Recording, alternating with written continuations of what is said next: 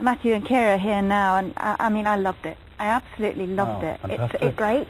It's the kind of film you don't see very often. It almost had a kind of it had a strong period feel, I felt. It almost had a kind of touch of brief encounter about it, in the way it was shot and everything. Yes, take that one. Yeah. Can we put that on the poster? Yeah.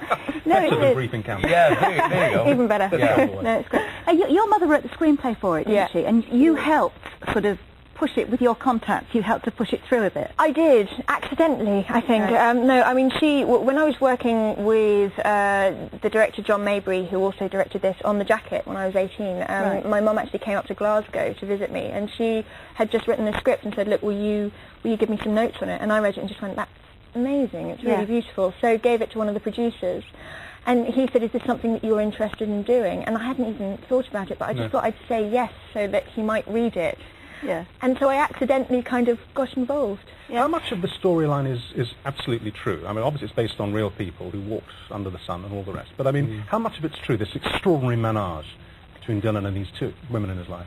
Not quite sure. I think I think a lot of it. Yes, it is very close to the truth. Right. But it is a fictional story. I mean, it's based on fact, but it is fiction. Yes. And I think we've had incredible support from the families of all parties, really, who've been fine with the fiction. Well, for you, Matthew, I mean, you've Welsh is your first language, presumably. You've kind of grown up with Dylan Thomas and recited his poems and all the rest of it. So it must have been an extraordinary experience to play him, was it?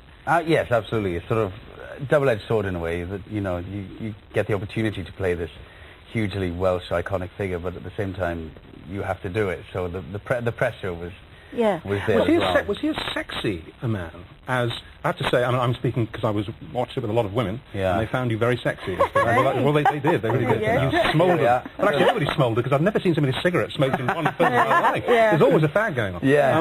Was Dylan actually a sort of a sex symbol in his circle? Absolutely. Especially in the research I did, reading up on him, especially when he did his American poetry tours, he's like this rock and roll figure. And he, maybe not known for his looks, but his charm and his wit and his talent was just mesmeric. But you play him as being, I mean, in this, he's a bit horrible, really. I mean, certainly where the women in his life. Well, he's utterly selfish. He's utterly childlike in his selfishness. Absolutely. Yeah. It's actually been fascinating, hasn't it, talking to people when they've seen the film, because the take on that character in particular is completely different. Some people say that he's demonic and horrible, and other people say, oh, he's mischievous and childlike and wonderful. He's like a confident 15-year-old. But intellectually confident and sexually confident. There's a great scene, we haven't got it to show here, where you're in a bath when you're now living in Wales, and you're sitting there chatting to him. It's all very modern, it's all very bohemian, Yeah. Just to explain the story, you'd met as children. Yeah, we've known each other as children. Childhood sweethearts. Yes. Childhood sexual partners on the beach when you were 15. Yes, exactly. But you haven't seen each other for ages. Meanwhile, you've got married, and then you meet again in a bar during the war. Thunder booms. Yes. But I was going to say that so later in the film, there's a scene when you're naked in the bath and you're sitting very casually in the bath and you're chatting and stuff, and you suddenly look at her, fix her in the eyes, and say, "Go on, give us a kiss."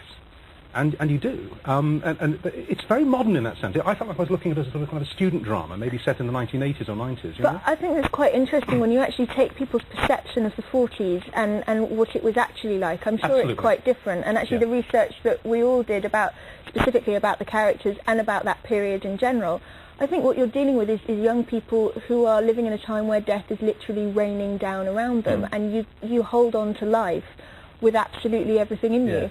And I think it kind of explains a lot of the behaviour, some of the behaviour. That's what I thought. That they go through. Because the Blitz is a constant backdrop to the film when it's in London. There are bombs dropping almost all the time. There's two wonderfully shot sequences, one in a pub, where you think everyone's been killed, then all the lights come back on and it's fine. And then a much more black and dark scene. But anyway, let's see a clip of, you've only just re-met, and you're in a London pub, and being... Were you both 25? Were the characters 25 at this point? I think Dylan's, they're I'm not quite sure. About 25.